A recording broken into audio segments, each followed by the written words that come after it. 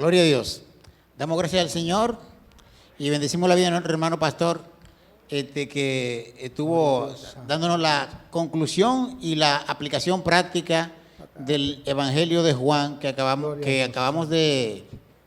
estamos terminando de estudiar, que realmente el martes es que se va a terminar de estudiar, gloria al nombre del Señor, el último capítulo, el capítulo 21. Y a partir del jueves vamos a comenzar el estudio en el capítulo 1 del libro de Romanos, del cual tenemos que hacer la introducción en el día de hoy. Gloria a Dios. Permítanme un momentito. Gloria a Dios. El libro de Romanos tiene una importancia fundamental. Comentábamos esta mañana, más temprano, que muchos teólogos piensan, yo me inscribo, no soy teólogo, pero me inscribo entre los que piensan igual, que si ahora mismo nos permitieran solamente coger un solo libro de la Biblia y nos quitaran el resto, se quedarían justamente con este libro, con el libro de Romanos. ¿Por qué? Porque Romanos es un compendio, tratado, no es un tratado, es una carta. Gloria a Dios. Es una carta, pero el contenido doctrinal que tiene es tan completo, está tan concentrado, que pareciera como que fuera un tratado, más que una carta, gloria a Dios. Entonces el libro de Romanos tiene esa importancia. Vamos a ver ahora por qué. Gloria a Dios, vamos a ver el impacto que vamos a leer un poquito aquí, antes de entrar a las demás diapositivas. Dice: al paso de los siglos, esta carta ha logrado en forma muy peculiar proporcionar el impulso para la renovación espiritual. Cuando la iglesia se ha deslizado del Evangelio, cuando se ha apartado, ¿verdad? Un profundo estudio de Romanos ha sido una y otra vez el medio por el cual Dios ha reparado esa pérdida. O sea, ya ha pasado en más de una ocasión y vamos a mencionar por lo menos dos de ellas que es de suma importancia. Acerca del libro de Romanos, Lutero escribió, cito: esta carta es la parte principal del Nuevo Testamento y el Evangelio más puro. Y es un libro que seguramente merece el honor de que un hombre cristiano no solo la memorice palabra por palabra, sino también que él se ocupe de ella diariamente como si fuese el pan cotidiano de su alma. Pues Romanos jamás puede ser leído con demasiada frecuencia o demasiado bien, y mientras más la usamos, más deliciosa se vuelve y más nos gusta. Gloria a Dios. Vamos a hablar de dos casos rápidamente, dos ejemplos de lo que dijimos al principio, de cómo Romanos ha impactado en la vida de la iglesia en la historia y cómo ha hecho que la iglesia tenga un avivamiento, tenga un resurgir del error hacia la verdad, cuando a veces la iglesia se ha deslizado, se ha apartado de la verdad del Evangelio. Vamos a hablar primero del Agustín de Hipona. Agustín de Hipona fue uno de los que se considera como que es uno de los padres de la iglesia. Vivió en el siglo IV, gloria al nombre del Señor, siglo IV. Vamos a leer rápidamente esto que le sucedió en su vida para que veamos cómo el libro de Romanos impactó en su vida, y luego vamos a hablar también un poquito de cómo impactó en la vida del mismo Martín Lutero y lo impulsó a que hiciera lo que conocemos como la Reforma Protestante. Por eso nosotros nos llamamos protestantes. ¿Por qué nos llamamos protestantes? Tiene que ver porque protestamos en contra del error, que fue lo que él hizo. Él protestó, gloria al nombre del Señor, y puso 95 tesis en la puerta de uno de los templos católicos, y esas tesis rebatían totalmente lo que eran las enseñanzas de la Iglesia Católica Romana, específicamente respecto a lo que tenía que ver con las ventas de indulgencias, de perdones, que se compraban y se vendían como si fuera cualquier tipo de mercancía. La gente pagaba dinero para que le perdonaran los pecados, aún los pecados futuros. Gloria a Dios. Vamos a leer. Dice aquí, vamos a ver primero el caso de Agustín de Hipona. Dice: Un día del verano del año 386 después de Cristo, el esclarecido Agustín, profesor de retórica en Milán, se sentó llorando en el huerto de su amigo Alipius. Una aclaración, Agustín para ese momento todavía no era cristiano. Había tenido una vida muy disoluta, era muy sinvergüenza. Su mamá sí era cristiana, oraba constantemente por él para que Dios lo cambiara. Y ya las oraciones de su mamá estaban haciendo efecto. Y él sentía el peso de su pecado. Gloria al nombre del Señor. Dice aquí, después de haber huido de las oraciones de su piadosa madre, Mónica, Agustín había venido a quedar bajo la influencia del obispo Ambrosio de Milán y de su ministerio. Sentado ese día en ese huerto, y ya casi persuadido a romper con su vieja vida de pecado, escuchó las voces de niños que jugaban por allí. Le pareció escuchar dos palabras, toye leje, que en latín significa toma y lee. Creyendo que esto era la voz de Dios para él, Agustín tomó el pergamino que yacía a los pies de su amigo, y entonces sus ojos se posaron en las palabras. Leyó Romanos 13, del 13 al 14, que dice: no en glotonerías y borracheras, no en lujurias y lascivias, no en contiendas y envidias, sino vestidos del Señor Jesucristo y no proveáis para los deseos de la carne. Escribió Agustín más tarde en sus memorias: ya no leí más, ni lo necesitaba, porque instantáneamente, al fin, la frase, como si fuera por una luz de serenidad que se adentraba en mi corazón, toda la oscuridad de la duda se disipó. ¿Quién puede calcular los trascendentales efectos sobre la iglesia y sobre el mundo de esta iluminación que Agustín experimentó en su mente y en su corazón? O sea, lo mismo que hizo la palabra de Dios, que transformó su vida, nada más con él leer ese texto, el poder de la palabra de Dios le cambió su mente, y atrás quedó la vida de pecado, y de ahí en adelante se convirtió en lo que conocemos hoy, que es Agustín de Hipona. Pueden buscar en internet o alguna enciclopedia lo que quieran conocer más de su vida. De hecho, es uno de los teólogos más importantes de la historia del cristianismo. Gloria al nombre del Señor. Otro caso del impacto de Romanos, es el último que vamos a leer, fue con Martín Lutero. Martín Lutero sabemos que fue el instrumento que Dios utilizó primariamente, porque no fue el único reformador, hubieron más, tuvo también Calvino, Juan Calvino, y también otro más que se llamaba Zwinglio.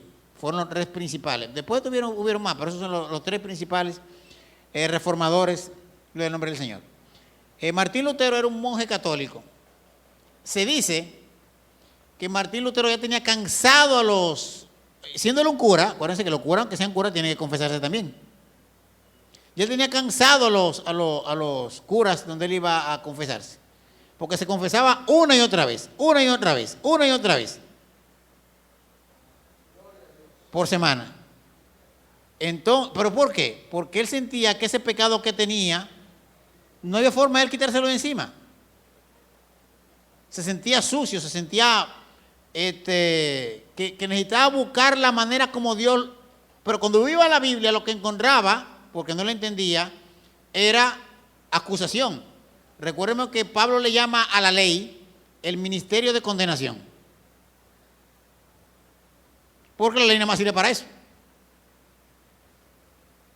Es un espejo donde nosotros nos vemos y vemos que estamos sucios, y ya, usted está sucio, y la paga del pecado es muerte. Entonces, vamos a leer qué dice aquí de Martín Lutero. Dice: Martín Lutero, monje agustino y doctor en la Sagrada Teología.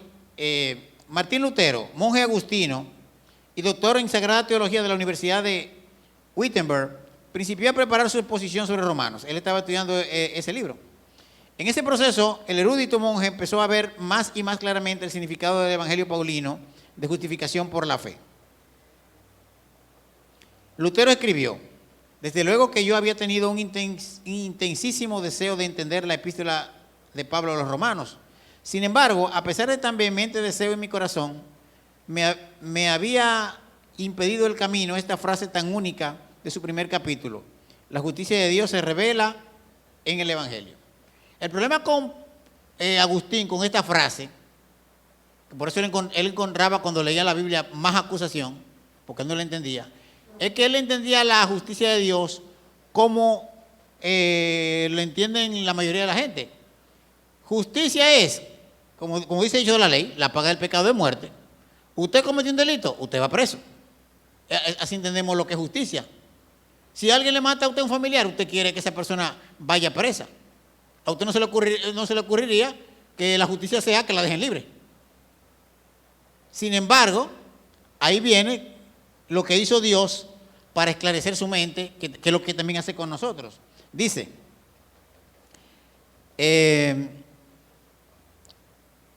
yo aborrecía esa frase, lo de la justicia de Dios. Dice, eso es citando a Lutero. Yo aborrecía esa frase, la justicia de Dios, porque de acuerdo con el uso y costumbre de los doctores, yo había sido educado a entender su significado filosóficamente, lo cual, de acuerdo a ellos, denotaba la justicia activa o formal, de acuerdo a la cual Dios es justo y castiga a los pecadores y a los injustos. Día y noche yo traté de meditar en el significado de estas palabras. Luego, finalmente, Dios tuvo misericordia de mí y yo comencé a entender que la justicia de Dios es el don de Dios por el cual un hombre vive, o sea, la fe. Ahora me sentí como que yo había vuelto a nacer completamente y que había entrado en el paraíso. Todo el mundo sabe cuál fue el resultado de tal descubrimiento. ¿Cuál fue el resultado? Lo que usted conoce como la Reforma Protestante. En el tiempo de Lutero, como ya le mencioné ahorita, la Iglesia Católica vendía indulgencias, vendía perdones. La gente compraba indulgencias hasta por los pecados que no había cometido. Compraba la entrada al cielo. Podía comprar por dinero, ofrendando a la Iglesia Católica, hasta el perdón de los pecados de los familiares que ya habían muerto. Todo eso sucedía. Y nunca aún así estaban seguros de que fueran salvos, porque esa es la peor parte. Por eso todavía hoy en día usted ve que la gente se muere en la religión popular y le hacen responso, le hacen vela, le hacen cabo de año, y todavía a los 7 años todavía siguen haciéndole cosas, y puede pasar el tiempo que pase y todavía le siguen haciendo misa, porque nunca están seguros de la salvación. En el pueblo de Dios pasa algo parecido, porque por un mal entendimiento de lo que es la doctrina de la salvación, muchas veces se predica que la salvación se pierde. Y ciertamente, usted pudiera pensar que se pierde. La pierde el que nunca la tuvo. El que nunca la tuvo, ese puede decir que perdió la salvación. ¿Por qué la vida eterna se llama eterna? Porque es eterna. Si usted la tiene ahora y al rato ya la perdió, entonces no era eterna. Son cosas que son lógicas, pero muchas veces no las entendemos así. Romanos se va a encargar en este tiempo que vamos a estudiar, un mes, 2, no sé, de aclararnos todo eso. Gloria al nombre del Señor. ¿Y por qué hay garantía en la salvación? Porque Dios es el que la garantiza. El autor y consumador de la fe. El que comenzó la buena obra en ustedes, la terminará hasta el día de Jesucristo. Mi palabra, dice el Señor en el Antiguo Testamento, es como el rocío. Así como el rocío moja la tierra y la tierra produce y sale fruto y todo lo demás, así es mi palabra, que no volverá vacía, sino que hará lo que yo la mandé a hacer. Dios no juega los dados, como dijo Einstein, aunque lo mencionó hablando de la creación. Albert Einstein, el científico judío alemán. Él quería decir con eso que él no creía en el asunto de que todo se hizo solo. Dios no juega los dados. Pero así tampoco, Dios no juega tampoco en la salvación. A que, si yo mandé a mi hijo para que muriera en la cruz, como me gusta a veces hacer esa alegoría. Mi hijo murió en la cruz, ya volvió, está aquí conmigo en el cielo. Ahora nos vamos a sentar a ver quién cree en él. Ay, mira, no creen en ti. Caray, qué cosa. Vamos a hacer algo para que crean. ¿Habrá que cambiar el método? No. Dios escogió a sus escogidos desde antes de la fundación del mundo.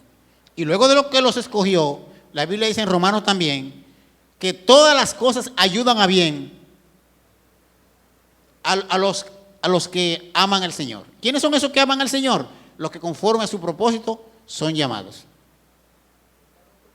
Entonces, todo está organizado de tal manera que Dios, de principio a fin, sus hijos están en su mano. Gloria al nombre del Señor. Vamos a ver entonces a continuación ya rápidamente para ahorrar tiempo las demás cosas. Título. El título viene de los destinatarios, es decir, de la iglesia de Roma, la capital del Imperio Romano. Esta iglesia probablemente fue fundada por judíos y prosélitos que escucharon el mensaje de Pedro en Pentecostés y llevaron el evangelio a Roma. Recuerden que ya estudiamos Hechos, ¿verdad? El primer mensaje que dio Pedro cuando bajaron del aposento alto, luego de que recibieron el Espíritu Santo en forma de llamas cada uno encima y hablaron en nuevas lenguas y todo lo demás, se convirtieron como más de 5,000 varones sin contar hombres y mujeres, me parece. Y parte de esos judíos que se convirtieron al Señor y también prosélitos que eran gentiles que se habían convertido al judaísmo, ¿verdad? Que también se convirtieron al Señor, fueron los que llevaron probablemente cuando volvieron a sus lugares de origen, los que eran de Roma, fundaron muy probablemente la iglesia en Roma. Ni fue Pedro que la fundó, como dice la iglesia católica, por eso ellos dicen que fue el primer papa, eso es mentira. Tampoco fue Pablo, gloria al nombre del Señor. Dice, esta iglesia era sana doctrinalmente hablando, por lo que el objetivo de la carta no es corregir teología aberrante, no es corregir herejía o reprender vida impía. Por ejemplo, pusimos el ejemplo de que, por ejemplo, en los Gálatas tenían un problema de que tenían influencia judaizante. Pensaban que guardando la ley podían salvarse o que tenían más mérito delante de Dios. Eso es herejía. Ese problema no lo tenían los romanos. En la iglesia de los Corintios, por ejemplo, habían gente, por ejemplo, que vivían vida llamándose cristianos. Por ejemplo, un muchacho dice que vivía con la mujer de su padre, que Pablo corrige ese caso. Está creo que en 1 Corintios. Tampoco nada de eso había en esta iglesia. Era una iglesia que era sana doctrinalmente hablando, solamente que le faltaba doctrina apostólica, que era lo que estaba Pablo supliendo. Autor y fecha. Nadie disputa que el apóstol Pablo escribió Romanos. Pablo fue el último apóstol elegido por Cristo después de su resurrección. Decíamos también que Pablo fue el último apóstol en el sentido estricto de la palabra. Porque los apóstoles solamente fueron 12, sacando a Judas, que fue elegido para otro propósito. Judas nunca fue cristiano. Estaba ahí porque tenía un propósito de parte de Dios y por eso Dios permitió que estuviera ahí. Pero solamente hubieron 12 apóstoles. Así como en la Nueva Jerusalén habrán 12 columnas y 12 puertas. No recuerdo bien ahora mismo cuál representa cuál. Una cosa representa a los 12 apóstoles y otra cosa representa a los 12 patriarcas del Antiguo Testamento, los hijos de Jacob. Gloria al nombre del Señor. Entonces Pablo fue el último apóstol. Y decíamos que hoy en día no hay apóstoles. Hoy en día lo que hay son gente que tienen misión apostólica. O sea, misioneros. Porque apóstol significa enviado. Aún en el Nuevo Testamento aparecen casos, que usted lo puede leer, que dice que gente que no eran ni los primeros 11, ¿verdad? Ni tampoco Pablo, eran apóstoles. Se refiere a eso. Por ejemplo, cuando dice la Biblia, que ya lo estudiamos en Hechos, que el Espíritu Santo dijo, apártenme a Pablo y a Bernabé para la misión, para la obra que le tengo encomendada. Pablo era apóstol de verdad, Bernabé no. Ahora, pero ahí aparecen juntos como que son apóstoles. Sí, eran apóstoles en el sentido de que tenían una misión apostólica porque fueron enviados a un lugar. En ese sentido sí los dos eran apóstoles. Pero apóstoles en el sentido de traer doctrina, que a eso que me estoy refiriendo, solamente Pablo era apóstol. Entonces, decimos que hoy en día no hay apóstoles en el sentido de que los que se llaman hoy en día apóstoles quieren hacer eso. Igual que los que se llaman profetas, que quieren estar diciendo, Dios me dijo, Dios me habló. Entonces habría que estar agregando cosas a la Biblia y el canon está cerrado. Usted tiene todo el derecho, si ahora mismo llega aquí, o a cualquier lugar que usted esté por ahí, alguien a estar profetizando, usted no creer nada de lo que dice. De hecho, yo hago eso. Yo recomiendo eso. Cada quien haga lo que quiera. Ahora, ¿por qué? Porque decíamos esta mañana, y vamos a repetirlo otra vez, en la palabra del Señor tenemos la palabra profética más segura. Si ahora mismo, correcto. Y ahora lo dice el pastor, y hacemos bien en prestarle atención. Si ahora mismo, aquí o allá o en cualquier lugar, viene alguien a decirme, por ejemplo, voy a poner un ejemplo de algo que pasó hace unos años, antes de yo casarme. Quizás alguien aquí lo conozca el caso. Me levante la mano para saber si alguien quizá por casualidad sabe. Había un señor de Puerto Rico, el nombre no me lo sé, que profetizó una vez que iba a caer un meteoro entre Puerto Rico y República Dominicana. Y que la ola iba a ser tan fuerte que iba eso causa un tsunami automáticamente, a cubrir toda la costa este de los Estados Unidos y que iban a morir millones de personas. Oigan, con todo y lo escéptico que yo usualmente soy, yo creí en eso y me puse chivo. Y yo me iba a casar. Yo me iba a casar para esa época. Y bueno, si tenemos que irnos, nos vamos.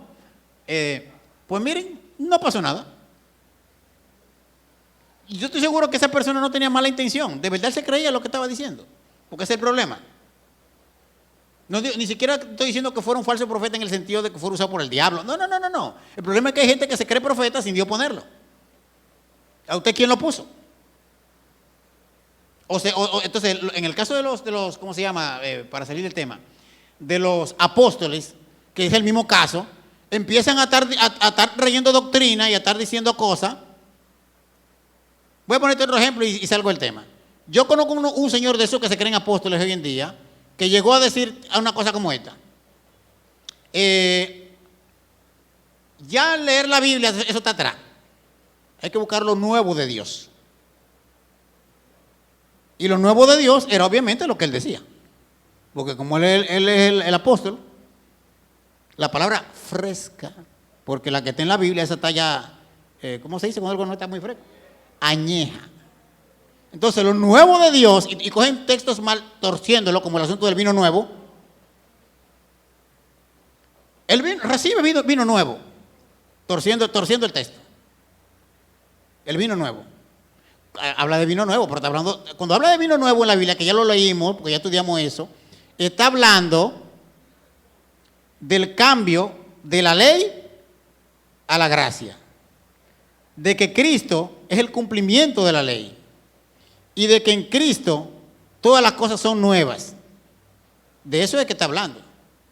No está hablando de eso otro. Entonces, por eso es que le digo que tengan mucho cuidado con ese asunto de andar creyendo gente por ahí que dicen que Dios me dijo, que Dios me habló.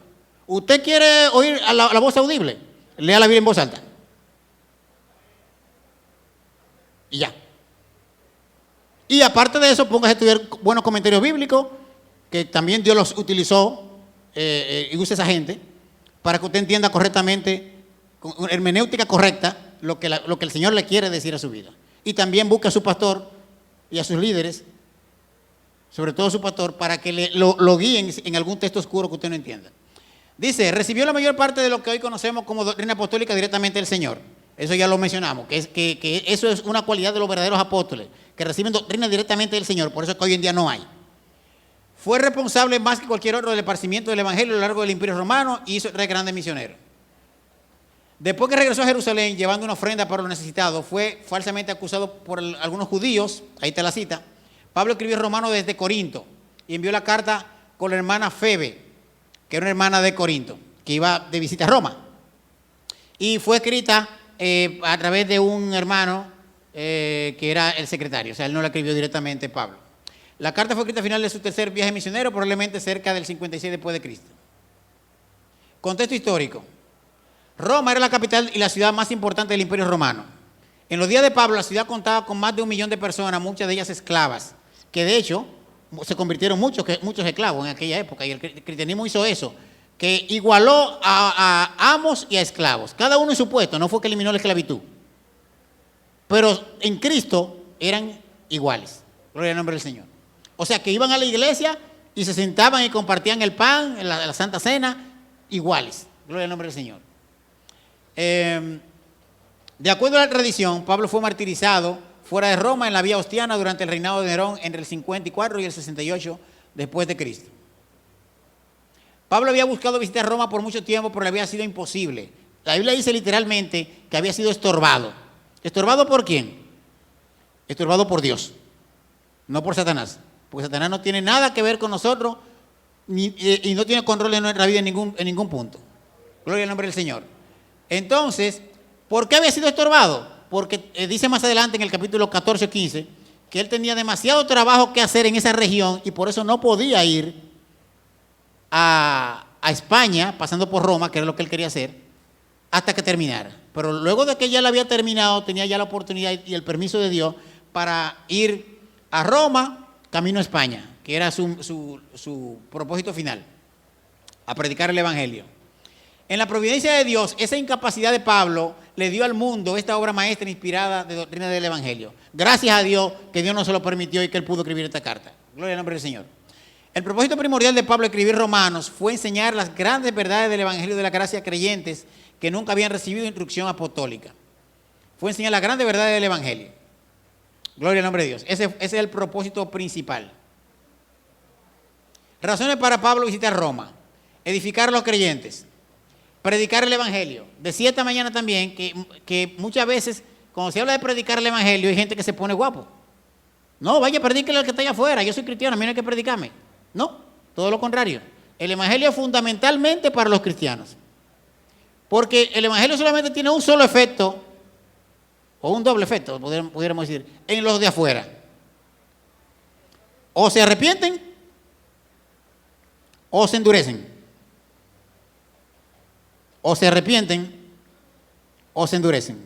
Cada vez que una persona rechaza el Evangelio, él mismo está construyendo una pared entre él y Dios. Y se va alejando más de Dios. Entonces, ahora ya aquí adentro, ya nosotros seguimos estudiando el Evangelio porque es la forma de nosotros conocer a Dios. Conocer sus decretos. Conocer todo el consejo de Dios, como Pablo mismo dice. Gloria al nombre del Señor. Otro propósito, otra razón, para visitar Roma, conocer a los hermanos para que pudieran alentarlos a él, y eso también es importante. Pablo no se consideraba como que era pluscuamperfecto. Él necesitaba el apoyo, las oraciones y aún las correcciones de esos hermanos. Pero yo quiero visitarlos a ustedes para yo ayudarlos a ustedes y que ustedes me ayuden a mí. Orar mejor por él y ayudarlo en su ministerio planificado camino a España. Esas eran las razones. Temas históricos y teológicos. Debido a que Romanos es primordialmente una obra de doctrina, contiene poco material histórico.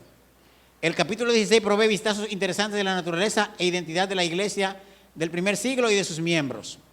El tema principal de Romanos es la justicia que viene de Dios, la gloriosa verdad de que Dios justifica por gracia a los pecadores culpables, condenados únicamente a través de la fe en Jesucristo. Decíamos ahorita otra vez, momento. Mencionamos las 5 solas, ¿por qué? Que ya momento, esta cosa sí quise. Ok. Mencionamos las 5 solas, ¿por qué? Porque son el fundamento de lo que es la reforma protestante. Que Dios nos trajo otra vez al Evangelio. Sola gracia, sola fe, solo la gracia, solo la fe, solo Cristo, solo Dios la gloria y sola Escritura. Ahorita mencionamos sola Escritura, que es que nada más creemos lo que Dios nos dice a través de la Biblia, porque es lo más seguro. Miren, esto no lo dije esta mañana, pero lo voy a decir ahora. ¿Qué nos diferencia a nosotros de herejías que hay allá afuera? Porque si no nos diferencia nada, son muy iguales que los que están allá afuera. Yo me gusta mencionar nombres porque así soy más específico, no me gusta darle la vuelta a la cosa. Los adventistas, de hecho mi familia, que vive en Puerto Plata, son todos adventistas. Mi mamá recibió una educación adventista, aunque ella no la practicaba. Para ellos, ella tiene una profeta que se llama Elena White. Si yo creo que en la iglesia de nosotros, o todas las iglesias evangélicas, pueden haber profetas que andan diciendo cosas aquí, cosas allá, entonces, bueno, los adventistas también, porque ellos también es su profeta. ¿Qué base tengo yo para criticarle al profeta de ellos si ellos nomás tienen uno y nosotros tenemos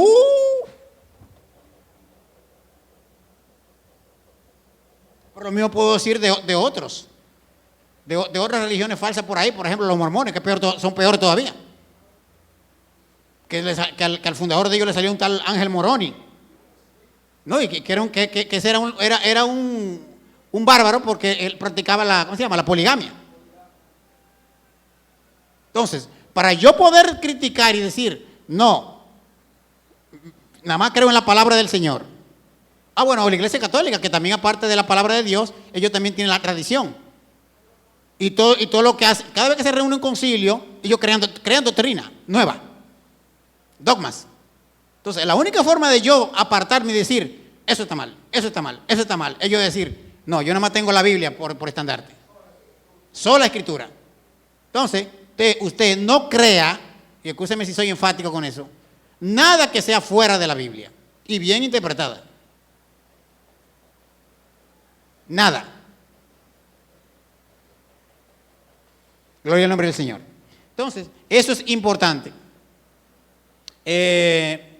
Entonces, ahí el final aquí decía que Dios justifica por gracia a los pecadores culpables, condenados únicamente a través de la fe en Cristo. Gloria a Dios. Solamente. Los capítulos 11, 1 al 11 presentan verdades teológicas de la salvación por fe. Esos son los primeros 11 capítulos. Y los capítulos 12 al 16 detallan su manifestación práctica en la vida de los creyentes individuales y la vida de la iglesia. O sea, la primera parte es cómo Dios obra a través de la fe. La segunda parte del 12 en adelante ya es cómo esa fe se manifiesta en obras, en la vida diaria. Gloria al nombre de Dios. Algunos temas teológicos de Romanos. Esta ya es la última parte. Dice, principio de liderazgo espiritual. Ahí está la cita. La ira de Dios contra los pecadores. Decíamos esta mañana también que usualmente una frase muy bonita que todo el mundo repite es que Dios ama al pecador. Y es verdad, pero no es una verdad completa.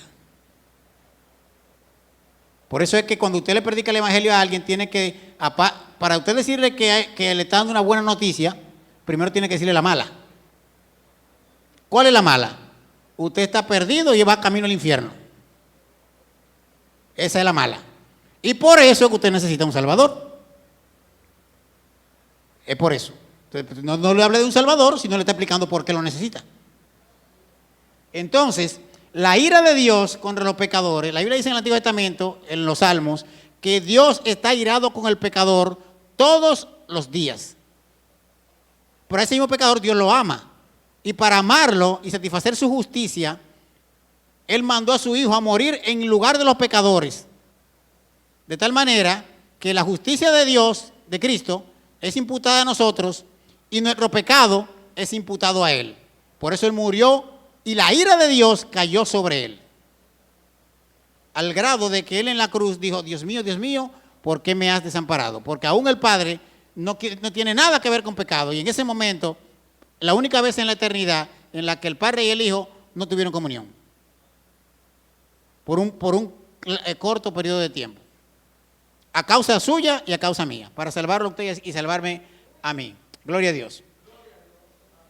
Entonces, principios de juicio divino, la universalidad del pecado, que por el pecado de Adán pasó a toda la humanidad, una exposición y defensa de la justificación por la fe solamente, la seguridad de la salvación, otro tema también muy mal entendido, que lo vamos a estudiar mucho en Romanos, ¿qué es lo que es la seguridad de la salvación? Creo que se lo dije ahorita. Que la vida es eterna. Usted o fue salvo una vez y para siempre, o nunca fue salvo. No hay término medio. No es que yo estoy en la iglesia, estoy salvo. Ya me salí, ya Dios me borró. Ya me volví a entrar, ya Dios me inscribió. En el libro de la vida fue escrito antes de la fundación del mundo. Ahí ni se inscriben ni se borran nombres. Ni se inscriben nombres, que a veces decimos eso. Es que lo hemos escuchado. A mí mismo cuando yo me convertí la primera vez, eso es lo que usualmente se dice.